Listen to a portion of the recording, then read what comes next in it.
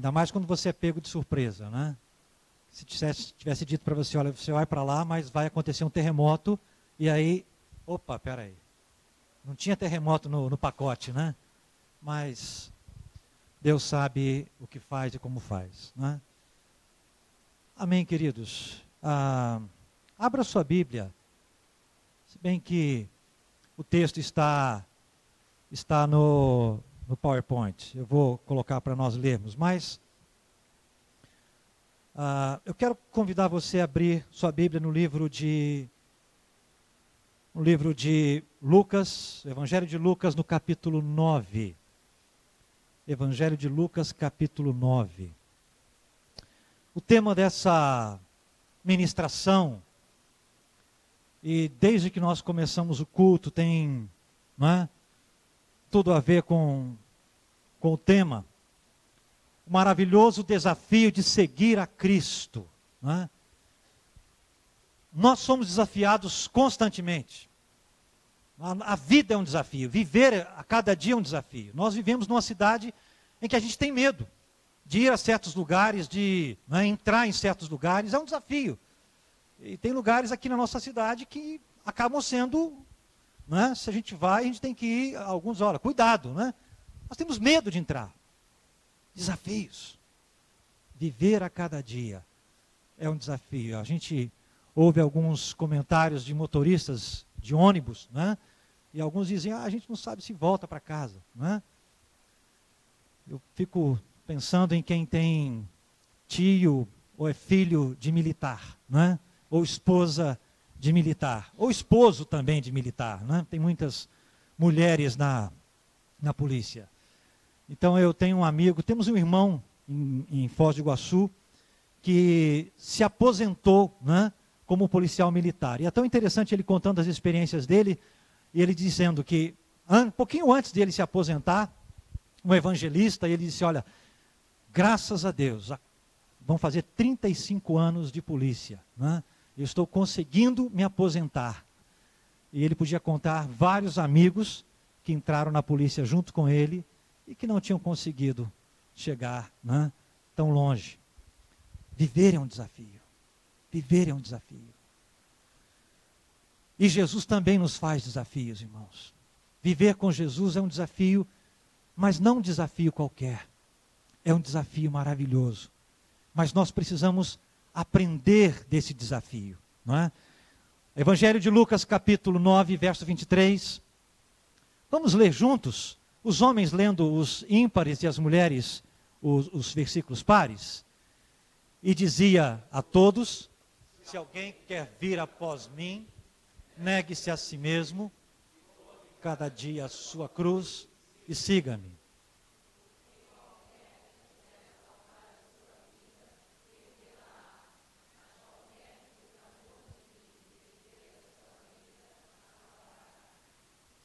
Porque que aproveita o homem granjear o mundo todo, perdendo-se ou prejudicando-se a si mesmo?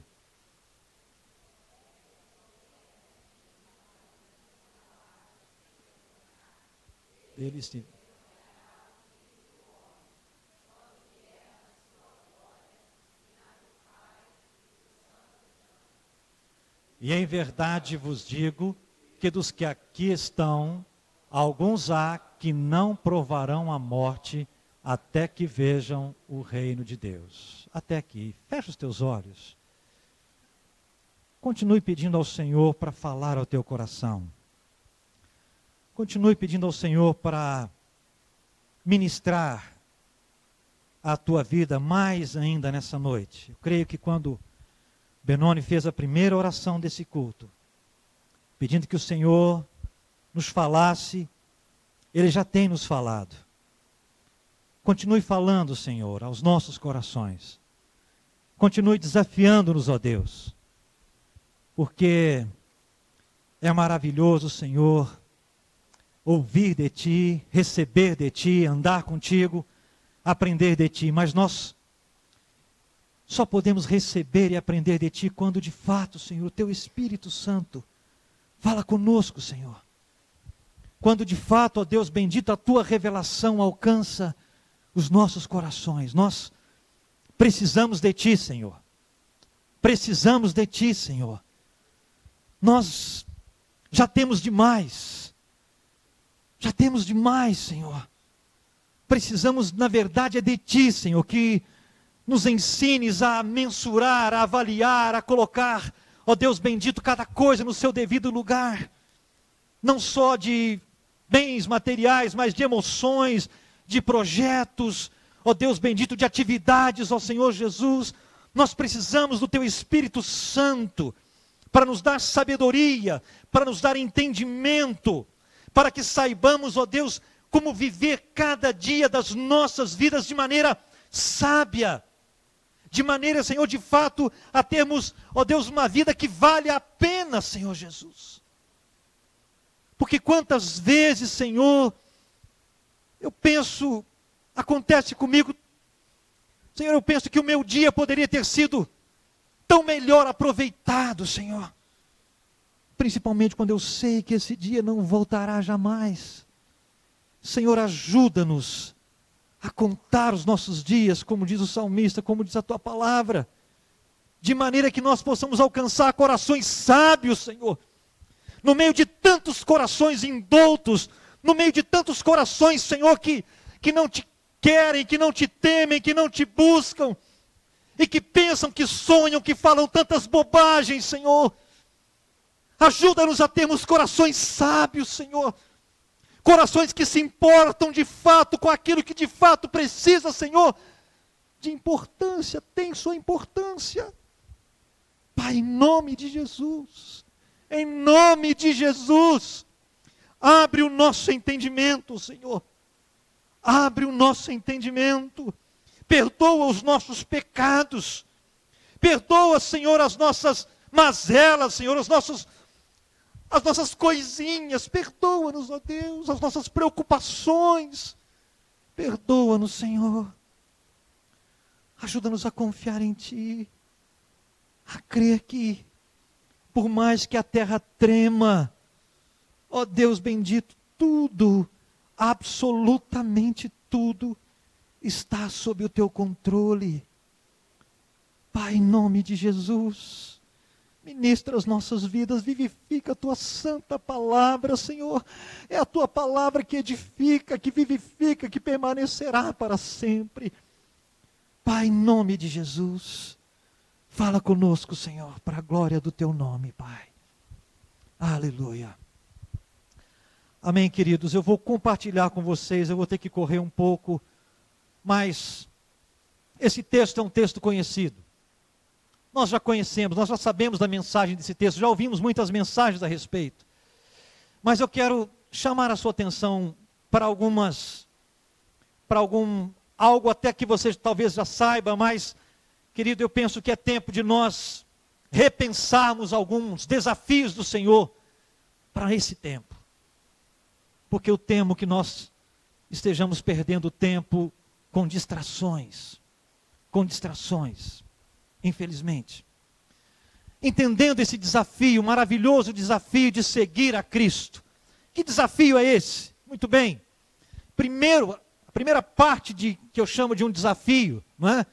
Que eu olho para esse texto, eu vejo que são palavras do próprio Senhor Jesus. Não é palavra de um pastor, não é palavra de um professor, não é palavra de um irmão, não é palavra de um líder. Não, são palavras de Jesus. E Ele está falando com os seus discípulos. Ele não está jogando palavras para quem pegar. Claro que o convite é para todos. Mas há aqueles que estão próximos. E Ele está olhando nos olhos deles e falando. Não é? Se alguém quer vir após mim. Se alguém quer vir após mim. É um convite. É um convite. Se alguém quer vir após mim, é um convite do Senhor Jesus. Não é? Ele é o convite dele. Hoje, enquanto igreja, quando nós pegamos esse texto e falamos dele novamente, ou ministramos acerca desse convite, nós nada mais estamos fazendo do que senão falar as palavras de Jesus. É óbvio. Então, quem ouve essas palavras e quem atende a esse convite, não vai à igreja. não vai ao pastor, não está respondendo a um apelo da igreja, está respondendo a um convite do Senhor Jesus. E isso quer dizer que se a palavra é dele, o convite é dele, ele é fiel, ele é verdadeiro, esse convite é sério, e ele vai honrar a palavra dele no tocante àquele que decidir obedecer e ouvir e aceitar esse convite. O compromisso não é da igreja, porque a igreja falha, porque a igreja, por mais que ela procure ser, cumprir o seu papel na história, no tempo, é maravilhoso ver o que o nosso irmão pôde viver, e com o apoio da igreja, foi lindo o que vocês fizeram, o discernimento que vocês tiveram quando usaram os, maravilhoso isso. Eu fico encantado, desafiado também. Isso é a igreja. Mas lamentavelmente nós vivemos dias, e nós não podemos fechar os olhos para isso, em que muitas igrejas estão recebendo dinheiro, estão guardando esse dinheiro em cofres.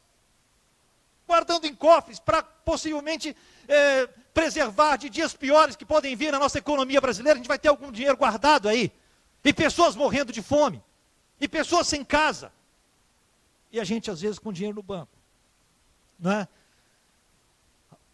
Esse convite é do Senhor Jesus. Então ele transcende esse ambiente aqui. Esse ambiente é um ambiente onde ele se manifesta. Esse ambiente é um ambiente onde os braços do Senhor Jesus vão alcançar aqueles que estão lá, como no Nepal. Não é? Ele convida os primeiros discípulos, todos que são convidados. E aí, meu irmão, ao mesmo tempo que o Senhor Jesus faz um convite, quando eu recebo um convite, qual é a situação em que eu fico? O que eu vou fazer? Eu aceito ou não? Então, aceitar ou não esse convite é responder ao Senhor Jesus. É responder ao Senhor Jesus. O segundo momento desse convite, diz o texto, né? E ele diz a todos, diz o texto. Próximo o convite é para quem? É para todos. O que é interessante desse convite para todos, é que todos ouvem, mas quem vai pegar a palavra? Quem vai pegar a palavra? Todos parece que é ninguém, não é? Não, não é comigo, falou com todos, mas não falou comigo.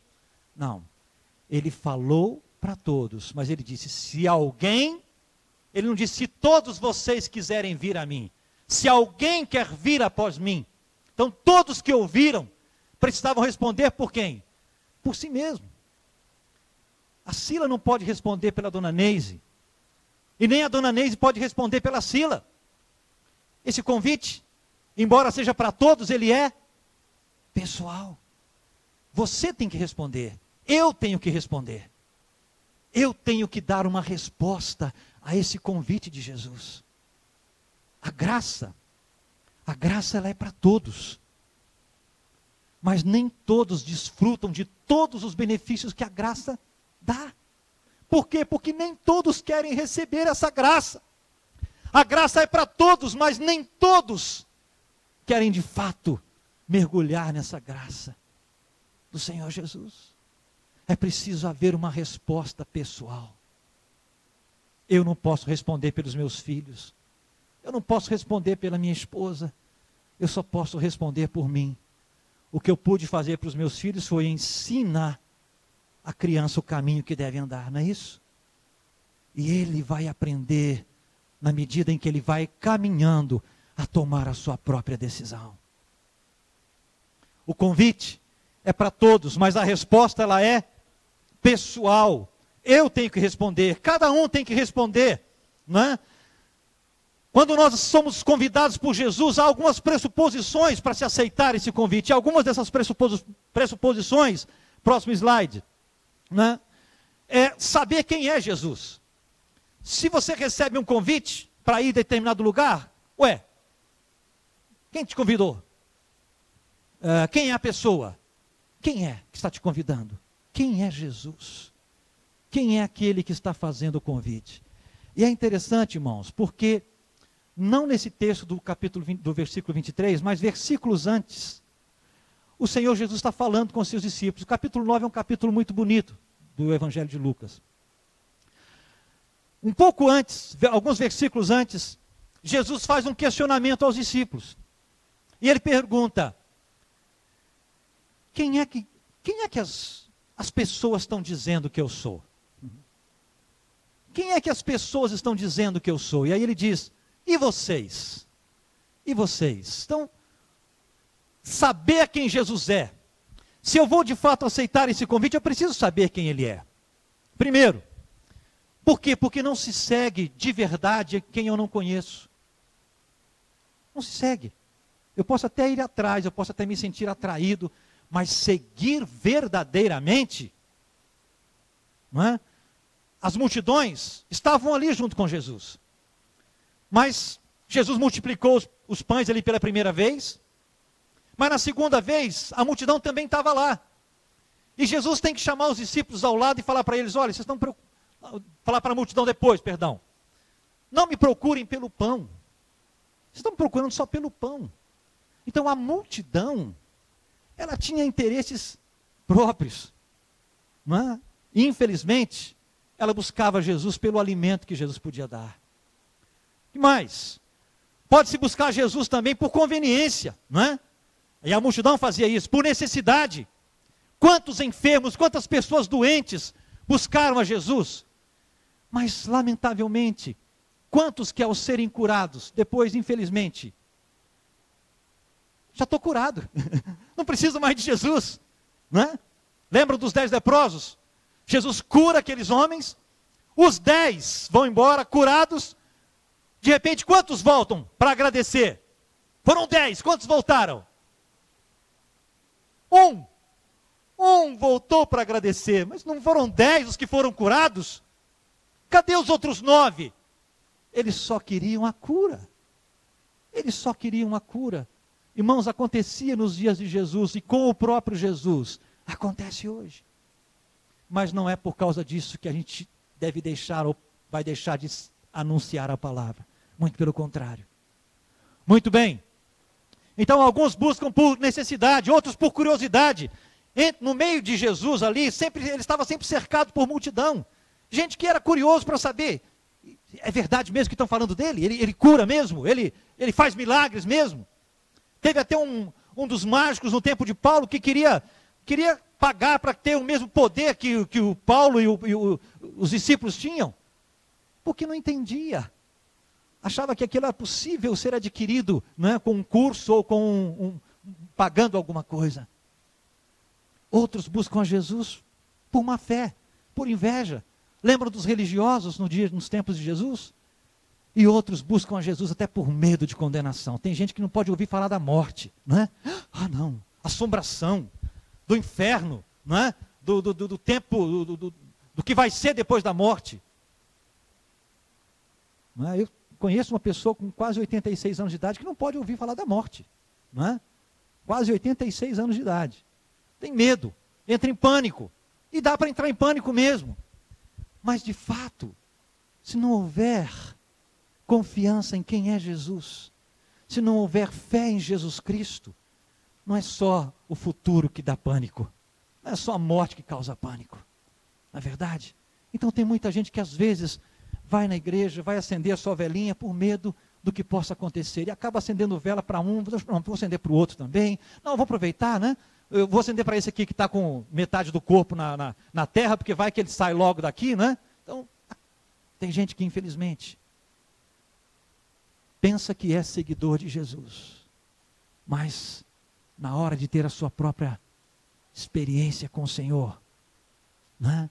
Então, saber quem Jesus é preciso saber quem Ele é. Por quê? Saber o que estão dizendo a respeito de Jesus. O que a multidão dizia a respeito de Jesus quando ele faz a pergunta para os discípulos? Está lá no versículo 19. Que diz a multidão? Diz o texto. Uns diziam que era os discípulos: olha, Senhor, estão dizendo que o Senhor é João Batista. João Batista havia sido decapitado, então já tinha morrido. Senhor, outros estão dizendo que o Senhor é o Elias, o profeta Elias, porque Elias não morreu. Elias foi levado à presença aos céus, então pode ser que Elias tenha voltado. E outros diziam, segundo Mateus, que até Jeremias, ou então até mesmo um outro dos profetas, que tivesse então voltado. Mas ninguém dizia que ele era o Machia, o Messias. Isso quem dizia? A multidão. Interessante. Olhar para a multidão, por que a multidão não dizia quem ele era? Porque dizer quem ele era, ou reconhecer quem ele é, todas as vezes que eu sou confrontado com Jesus, e eu sei que de fato é Jesus, eu preciso tomar uma decisão. Não tem como chegar diante de Jesus e entrar e sair e dizer, depois eu volto, Senhor. Depois eu decido, Senhor. Não tem. Entrar na presença de Jesus, eu sou obrigado a tomar uma decisão. Lembra daquele moço que chega para Jesus e diz, Senhor, mestre, bom mestre, o que eu vou fazer para herdar a vida eterna? Tudo bem. Obedece aos mandamentos. Já obedeço, desde a minha juventude. Muito bom, então está ótimo. Então pega tudo que você tem, meu filho, que é o que está te impedindo de fato, entender o reino. Vende, dá para os pobres. Ah, não, Senhor. Aí, diz o texto que ele se retirou triste. O que é que se fala mais daquele moço na Bíblia em outro momento? Não se fala mais nada. Se fala que a última coisa que se fala dele é, e ele retirou-se triste porque tinha muitas propriedades. Acabou. É a última fala acerca daquele moço. Não se fala mais nada. Não tem como chegar diante de Jesus e não tomar uma decisão. Lembra do cego? Aquele cego de Jericó. Não podia ver, mas pelo tumulto, pelo barulho, pelo burburinho, quem é que está vindo aí? Ah, é Jesus. Aquele que fala o que é ele mesmo. É o filho de Davi, é ele mesmo. O que ele entendeu? Espera aí. Se passar esse momento agora, quando é que eu vou ver esse homem de novo? Nunca, não é verdade? Ele já não podia ver, porque era cego. Mas Jesus estava passando ali perto dele. Então, quando é que ele poderia ter a expectativa de encontrar-se com Jesus novamente? Então, o que ele faz? Jesus, filho de Davi, tem misericórdia de mim. Ô, cego, fica quieto. Para de incomodar o mestre. O quê? Não é a você, é a mim. Sou eu é que sei da oportunidade que eu estou tendo agora. Eu que sei desse momento que eu estou vivendo agora. Sabe-se lá quando é que eu poderei viver esse momento de novo. E ele é Jesus. É Jesus? É. O que ele faz? Ele grita ainda mais. Até que Jesus faz o quê? Jesus o ouve. E vai fazer o quê? Vai lá onde ele está. Jesus para tudo. Deixa tudo. E vai exatamente onde está aquele coração que está o quê? Clamando por ele. Às vezes há aquela impressão de que parece que Deus está ocupado no céu, cuidando de outras coisas, de outras pessoas. Irmãos, isso não existe. Isso não existe. Onde há um coração contrito e quebrantado, ali estará o Senhor trazendo o socorro, trazendo a resposta, trazendo o consolo. E quando aquele homem então clama, grita, a plenos pulmões, Jesus então tem que dizer para ele, meu filho, o que você quer? Senhor, que eu torne a ver. Não vai, tua fé te salvou, está curado. Lembram daquele outro homem que também queria ver a Jesus? Eu impressiono com aquele camarada. Era um homem de uma casta alta, não é? Era um homem de uma casta alta, tinha muito dinheiro, deveria ter uma ótima casa, uma condição muito boa, porque depois Jesus leva uma turma toda para jantar na casa dele, não é? Aquele homem queria ver Jesus, mas ele tinha alguns impedimentos para ver Jesus. E o primeiro impedimento era ele mesmo, ele era de pequena estatura. E a multidão não permitia ver. O que ele faz? Espera aí, se a multidão não me permite ver, o que eu vou fazer? Jesus criou árvores, né? Então ele não importou se ele era de casta alta, do que casta que era, sabe de uma coisa? Eu preciso ver esse homem. Eu preciso ver esse homem. E sem se importar com a elegância ou não do ato, ele sobe naquela árvore. E qual é a surpresa dele? Jesus vê a atitude do coração dele, né? É porque ele subiu na árvore que Jesus o viu. É porque Jesus já tinha visto o coração dele. Irmãos, essa é a bênção. Essa é a maravilha do desafio de seguir a Jesus. É porque eu e você podemos estar no meio da multidão, mas Jesus está vendo o meu ou o seu coração. O meu ou o seu coração. Essa é a diferença. Essa é a maravilha de seguir a Jesus. Pois bem, aquele homem então, Jesus só diz para ele: olha, meu filho, você subiu aí para me ver? Tudo bem, então eu vou para a tua casa hoje. Vamos lá, eu vou jantar com você, não é? Muito bem. Enquanto a multidão evitava de emitir opiniões, o que Jesus faz então para os discípulos? Aí ele volta para os discípulos e faz aquela pergunta básica, não é? E vocês? E vocês? E vocês? Não é? Quem dizeis que eu sou? Irmãos, eu tenho essa pergunta para nós hoje. Eu tenho essa pergunta para nós. E você? E eu? Quem eu e você dizemos que seja Jesus? A multidão fala de muita coisa. Nos nossos dias há muitas ideias sobre Jesus. Ele é um nirvana encarnado, ele é um profeta, ele é um sábio, mais sábio que todos os outros, há várias opiniões acerca de Jesus. Mas quem de fato é Jesus? Para a multidão e para você. E para você.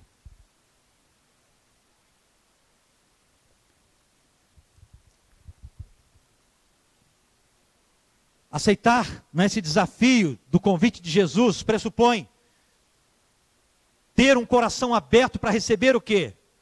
A revelação do Pai acerca da verdadeira identidade de Jesus. E vocês, quem dizem que eu sou? O Pedro tem uma resposta. Qual é a resposta de Pedro? Se a multidão tinha todas aquelas opiniões acerca de Jesus, qual é a resposta de Pedro? Próximo quadro. Pedro tem uma resposta, ele diz: tu és o Cristo de Deus. Quem contou para Pedro? Pedro não era nem um estudioso. Pedro era um pescador.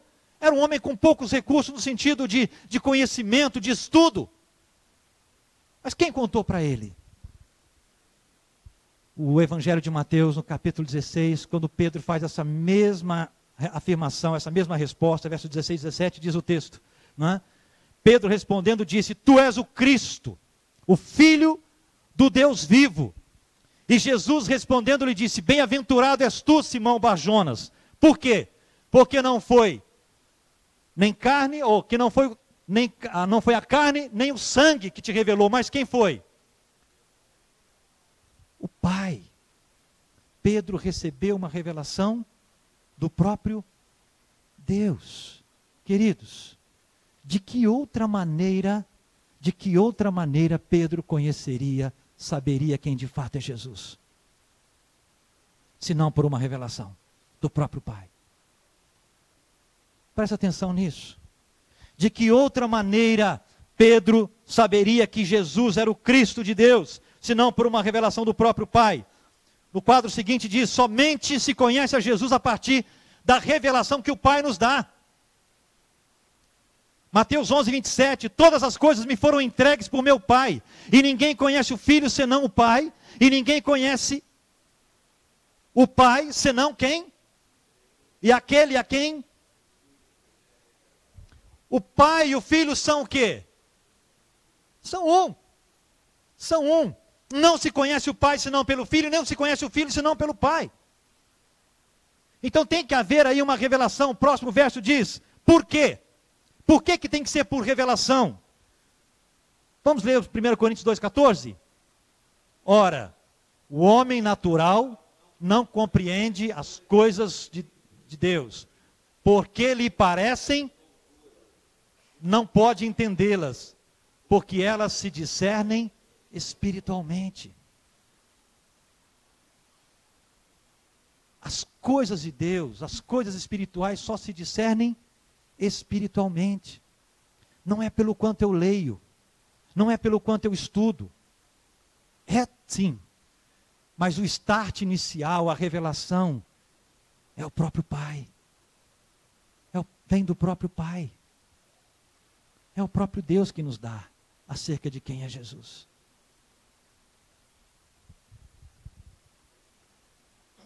Logo,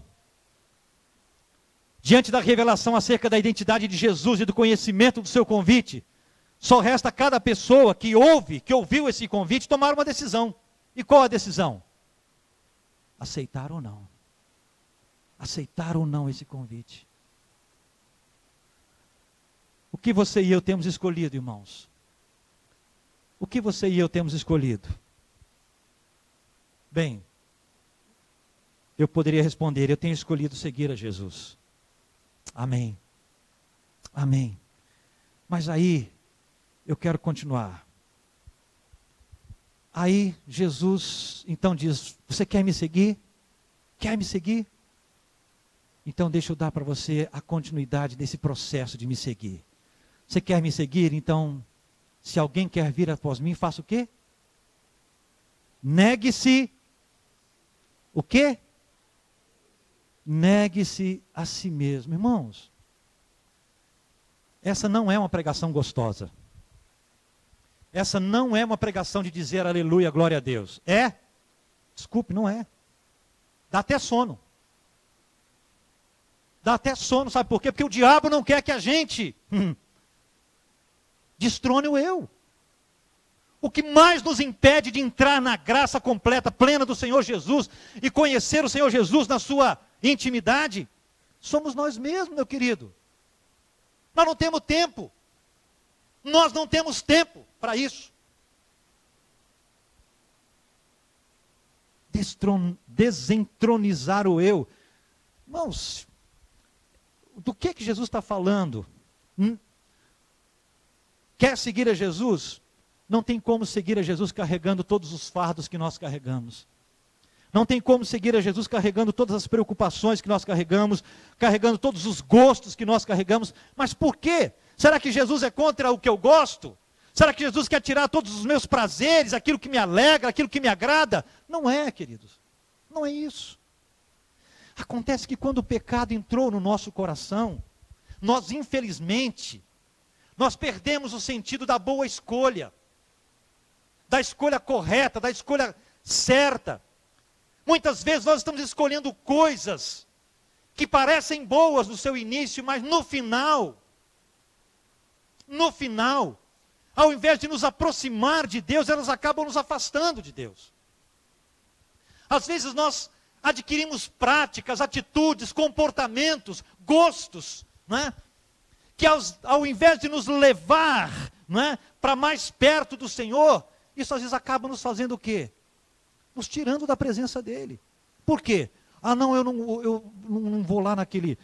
vocês vão orar onde? Ah, no monte? Ah, não, eu não gosto de orar em monte, não. Eu gosto de orar no vale. Ah, então não vou orar no monte, não. Ah, nós vamos orar no vale. Ah, não, eu gosto de orar em monte, meu negócio é monte, é nas alturas. Né? Ah, vocês vão orar o quê de manhã? Ah, não, eu gosto de orar à noite, lá no final da noite. Agora, ah, vocês vão orar na noite? Ah, não, eu gosto de orar de manhã, é no início do dia, logo quando começa. Meu Deus, eu estou citando um exemplo bobo, me perdoem. Mas, irmãos, às vezes nós queremos seguir a Jesus colocando para Ele as nossas condições. As nossas condições. E Jesus vai dizer, meu filho, a sua condição não serve. E por que não serve? Porque o pecado entrou no seu coração e te confundiu e te confunde até hoje. Infelizmente. Se não, olha aquele jovem que eu mencionei. Aquele jovem que tem a oportunidade de chegar diante de Jesus e de falar diretamente com Jesus e de ouvir do próprio Jesus o que precisava ele para ter a vida eterna. O próprio Jesus diz para ele, meu filho, que bom, você entendeu, você está no caminho certo, só tem uma coisa que está te estragando, que está te fazendo perder o caminho. Tira isso, tira esse impedimento e vem e me segue, e você vai ter uma herança eterna. Mas o que aquele moço fez? Senhor, eu não posso te seguir com as minhas coisas, com os meus gostos pessoais. Senhor, mas não pode. Sabe por quê? Porque isso é o seu gostinho pessoal, é o seu desejo pessoal. E meu irmão, Jesus não veio para fazer nossas vontades. Jesus não veio para fazer nossas vontades. Quando você está numa situação como essa que o Felipe passou, não dava para ele escolher dizer, sabe de uma coisa? A terra tremeu, está tudo abalado nessa cidade, eu não vou sair de casa não. 3 meses de tremores. Vai que treme aqui. E o que vão dizer lá para minha mãe, para o meu pai, se eu não voltar para casa? Não, eu vou ficar quieto aqui. Senhor, para de tremer essa terra, Senhor, agora. Senhor, nós ordenamos, para de tremer. Que isso? Deus está dizendo, espera aí, eu estou chacoalhando a terra. E eu não estou chacoalhando só a terra, eu estou chacoalhando os corações. Os corações.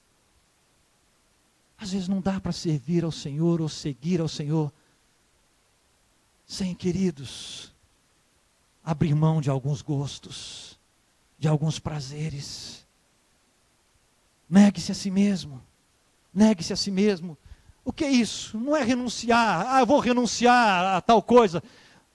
Vou renunciar, vou fazer jejum de alimentos, de alimento tal, A, B ou C. Pode fazer, mas negar-se a si mesmo é muito mais que isso. É muito mais que isso. É diferente de abster-se de prazeres, de alimentos, de posses. Lembram de Ananias e Safira?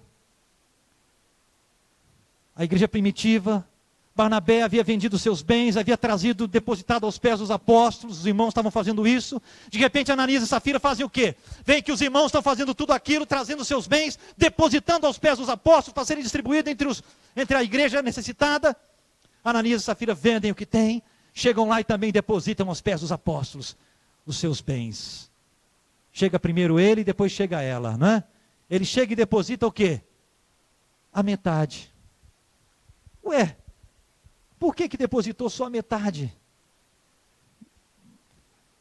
É tudo isso que você... olha, quero depositar tudo aqui. Escuta, não minta ao Espírito Santo de Deus. Você não está mentindo a homens, está mentindo ao Espírito.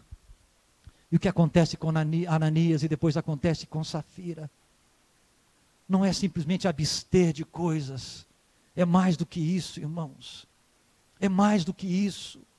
É mais do que isso. Negar a si mesmo significa submeter-se a Cristo. Submeter-se a Cristo.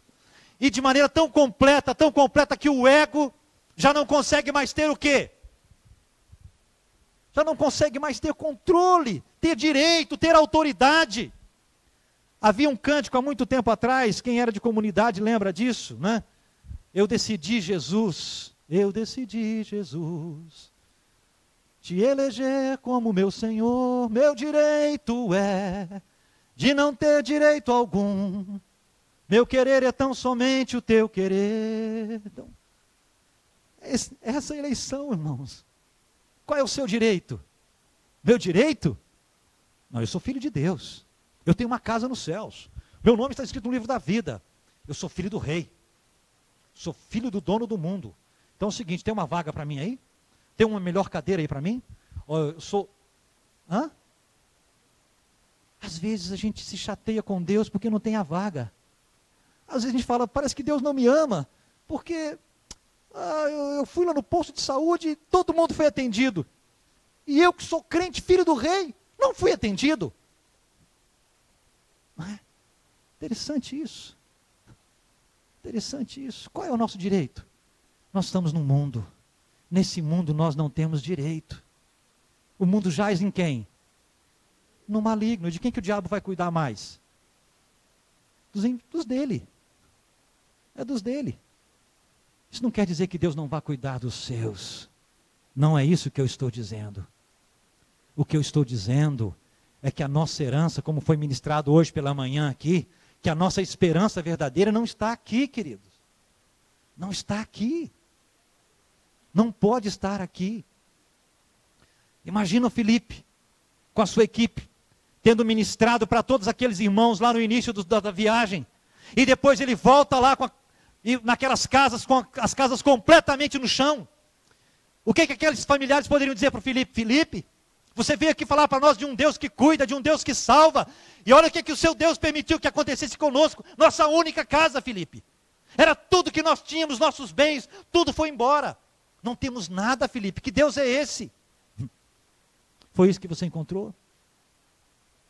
Irmãos, por isso que o negar-se a si mesmo Quando Jesus diz negue-se a si mesmo, Ele não está dizendo simplesmente para tirar o nosso prazer, mas é para conectar o nosso coração com o coração dEle.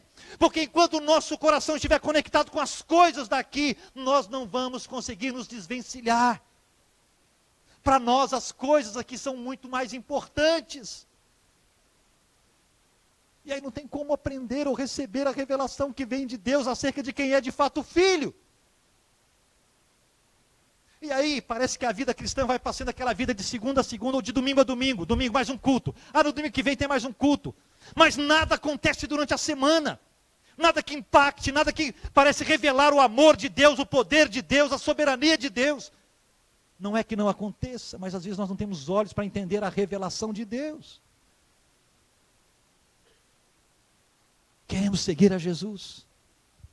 Queremos seguir a Jesus. Eu já vou terminar. Negue-se a si mesmo. Agora Jesus não nos pede nada que Ele primeiro não tenha feito. Nada que primeiro Ele não tenha dado o seu exemplo. Filipenses capítulo 2 fala sobre isso. O exemplo maior é o próprio Senhor Jesus.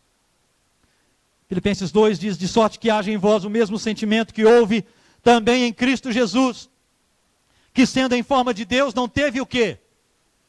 Por usurpação ser igual a Deus, Ele era Deus. Mas Ele abriu mão disso. E Ele fez o quê? Esvaziou-se a si mesmo. Ele negou-se a si mesmo. Tomando a forma de servo, fazendo-se semelhante a quem? A homens. Fazendo-se semelhante a homens. E achado na forma de homem, o que Ele fez? Humilhou-se a si mesmo. E sendo obediente até a morte, e morte de cruz. Nós não entendemos isso, irmãos. Nós não entendemos isso. Jesus não precisava passar pelo que Ele passou. Ele escolheu. Ele escolheu também. Escolheu ser obediente. Negue-se a si mesmo. O exemplo continua ainda sendo do nosso Senhor Jesus. Mateus 26, 39. Jesus está no Getsêmani. E o que Ele faz no Getsêmani? Ele faz aquela oração que nós conhecemos. Pai, se possível, faça o quê? Passa de mim esse cálice. Mas a oração não termina ali. Ele diz, contudo não seja a minha vontade. O que Jesus fez aí? Contudo não seja o que eu quero, mas o que tu queres. O que tu queres. Irmãos, Ele não nos pede nada que Ele não tenha nos dado o exemplo. Ele não nos pede nada que Ele não tenha nos mostrado como. Ele não nos pede nada que Ele não tenha feito primeiro. Por isso Ele é o caminho. Por isso Ele é o caminho. Ainda, no verso 23 diz, tome cada dia a sua cruz. Eu quero só chamar a sua atenção para isso. O texto diz, tome a sua cruz. A pergunta que me vem à mente é, de quem é essa cruz que Jesus está falando aí? A cruz de quem? A cruz de quem? Jesus está falando para os discípulos, se alguém quer vir após mim, negue-se a si mesmo e tome dia a dia a sua. Ele está dizendo a minha? Ele está dizendo a sua cruz. Por que nós temos a tendência de achar que todas as vezes que nós temos que tomar a cruz é de Cristo? Eu vou carregar a cruz, essa cruz não é minha. O que ele está dizendo? Ele está dizendo que tome cada dia a sua. Irmãos, lamentavelmente, quando nós nascemos, nós já nascemos com uma cruz na mão. E sabe por quê? Que cruz é essa? É a cruz da condenação. É a cruz da condenação. Lamentavelmente, nós já nascemos condenados. Por causa do pecado dos nossos primeiros pais. E nós não temos direito. Romanos capítulo 3, verso 10, 20 a 3, eu não tenho o texto aqui, mas eu só quero ler com vocês rapidamente. Olha o que Paulo diz em Romanos capítulo 3. Ele diz, começa dizendo, que não há nenhum justo sequer. Não há nenhum justo. Quantos justos há? Nenhum. Não há quem entenda. Não há quem busque a Deus. Romanos 3, 11. Romanos 3, 12. Todos se desviaram. Juntos se tornaram o quê? Inúteis. Inúteis. Não há quem faça o bem. Nenhum sequer. A garganta deles é um sepulcro aberto. Enganam com a língua. Debaixo dos seus lábios há veneno de serpente. A sua boca está cheia de maldição e amargura. Os seus pés se apressam mais para derramar sangue. Os seus caminhos, a destruição e miséria. Não conhecem o caminho da paz. Não possuem nenhum temor de Deus. Verso 23. Porque todos pecaram e destituídos estão da glória de Deus. Do que Paulo está falando? Ele está descrevendo o quê? Ele está descrevendo o homem. Não há nenhum justo sequer. Não há quem busque a Deus. Não há quem entenda. Não há quem faça o bem. Por si mesmo, porque é bom, porque tem uma fonte boa, natural no seu coração, e aí então eu vou fazer o bem. Se não for o Senhor, não é verdade? Se não for o Espírito Santo de Deus, se não for o Senhor Jesus para primeiro nos amar e nos ensinar o amor, para que nós então possamos amar a partir daí.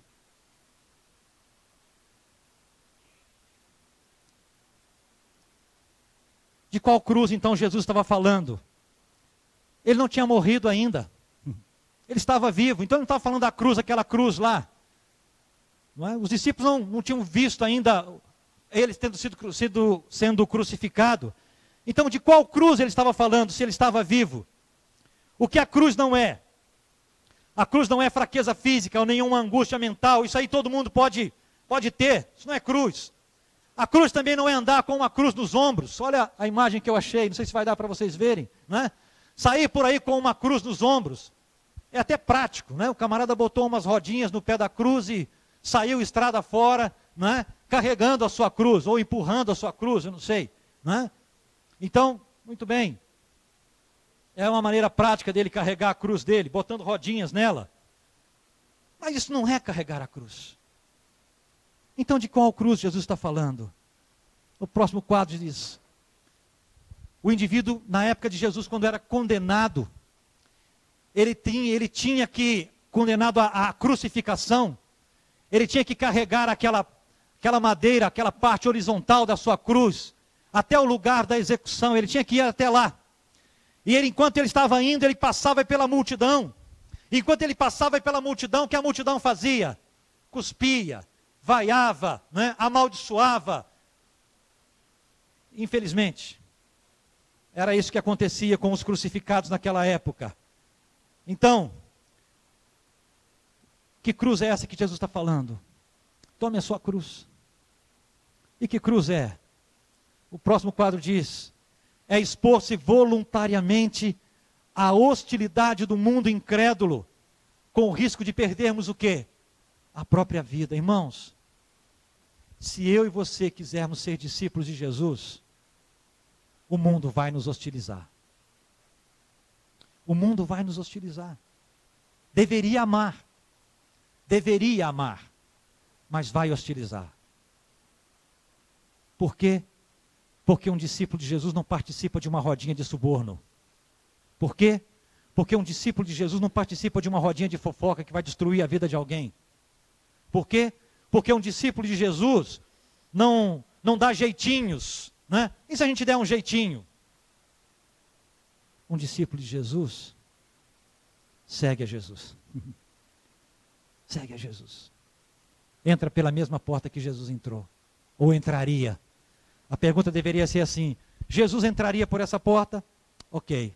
Então, como discípulo dele, eu também entraria. Jesus faria isso? Ok. Então, como discípulo de Jesus, eu também farei isso.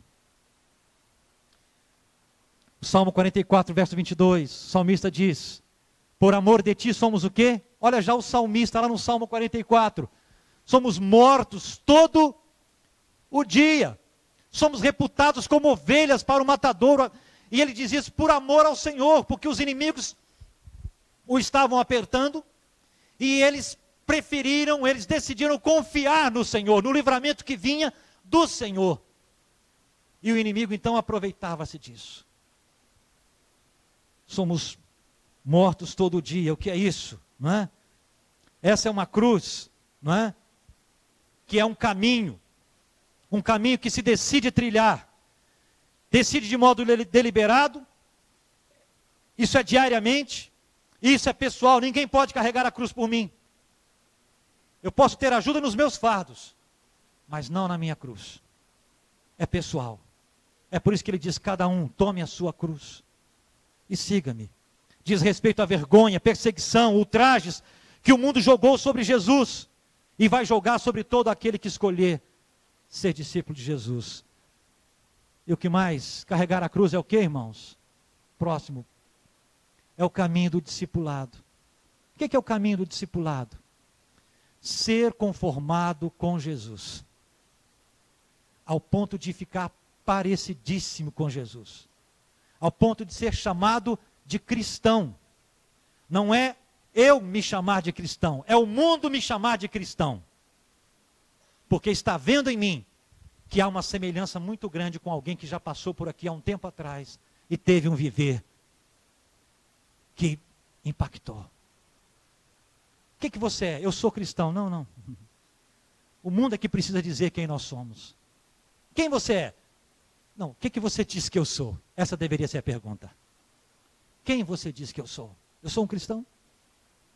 Quem você acha que eu sou? Quem você pensa que eu sou? Talvez devêssemos fazer essas perguntas, fazer uma pesquisa. Meu irmão, o que você acha que eu sou? Quem você acha?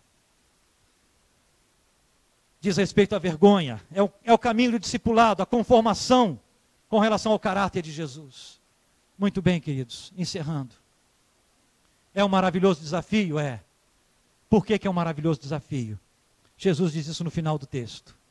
Ele diz que todo aquele que aceita esse convite, não é? Ele tem a sua cruz já levada pelo próprio Jesus. Enquanto na época de Jesus os crucificados tinham que carregar aquela madeira principal da cruz até o lugar da execução, Jesus fez isso. Jesus fez isso de uma vez por todas, e por todos, e por todos. Aceitar o convite de Jesus é saber que Ele já carregou por mim aquilo que eu não poderia carregar.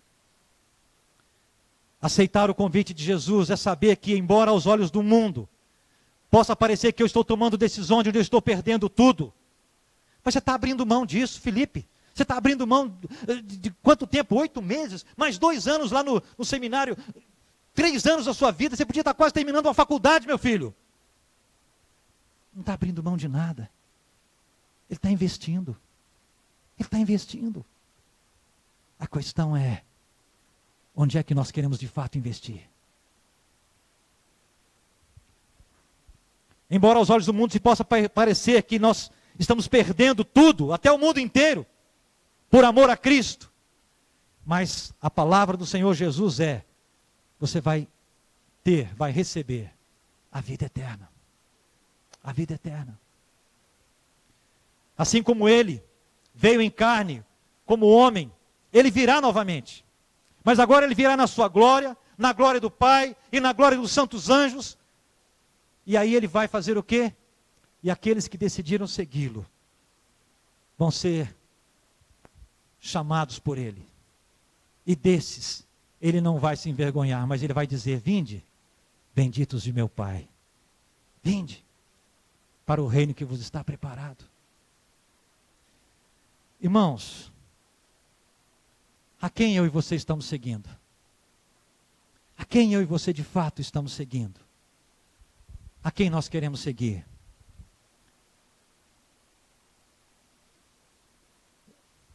A quem nós queremos seguir? Não se segue a Jesus. Não se carrega a cruz sem negar-se a si mesmo. Não? E negar-se a si mesmo é o grande desafio do que nós podemos fazer. A cruz ele já carregou por mim e por você. Embora ele peça que nós carreguemos a cruz, ele já carregou a cruz. Mas o negar-se a si mesmo é comigo e é contigo. Ele não pode fazer por nós. Quem é que está falando mais alto nos nossos corações? Quem é que tem falado mais alto nas nossas vidas? Sou eu? Quem é que está no trono da minha vida, da sua vida? É Jesus? Esse é o desafio. Esse é o maravilhoso desafio do Senhor Jesus para nós. Vamos louvar o Senhor com uma canção.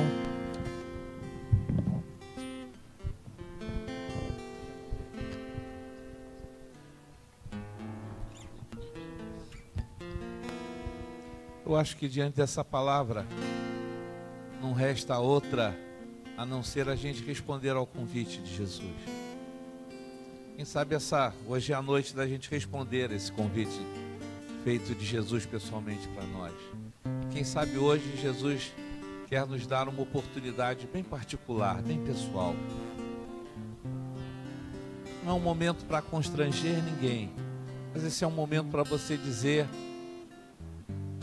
tranquilamente: eu quero receber Jesus na minha vida. Eu estou disposto a atender o teu convite.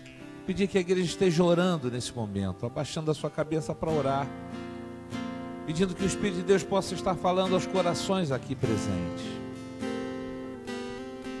Assim como essa palavra foi tão clara, o Senhor de maneira muito clara fala para cada um de nós essa noite aqui.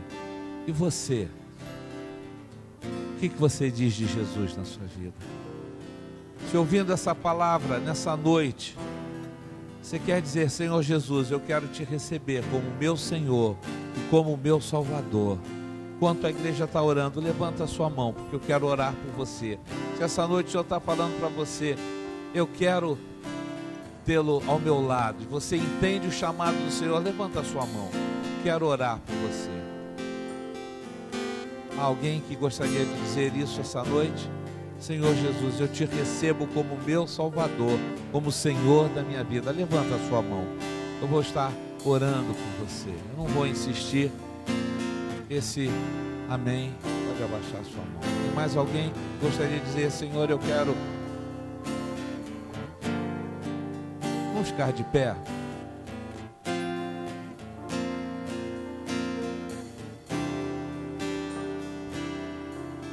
Tem mais alguém que gostaria de estar aqui?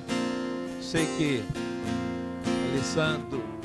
Alexandre já deu esse passo, mas ele mais uma vez vem aqui e confirma isso. Jesus, eu quero te seguir. Tem mais alguém que gostaria de vir corajosamente aqui para nós orarmos por você e abençoarmos a sua vida nessa noite, nesse momento que o Senhor está te dando? Não vou insistir mais. Pai de amor, aqui está a vida do teu servo, Pai. Obrigado porque ele tem ouvido a tua palavra. E obrigado porque mais uma vez essa noite ele diz: Senhor, eu quero te servir. Eu quero te seguir. Eis-me aqui, Senhor. Toma a sua vida, cuida dele, abençoa-o, Senhor. Derrama-te sobre ele, Pai. Nós o abençoamos como igreja do Senhor. E que a tua palavra possa falar também ao coração de todos quantos estão aqui essa noite. Que de maneira clara ouviram a tua voz e ouviram o teu chamado, Pai, em o nome de Jesus. Amém.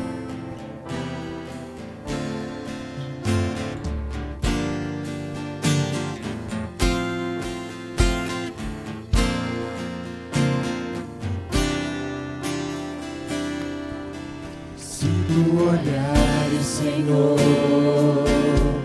para dentro de mim, nada encontrarás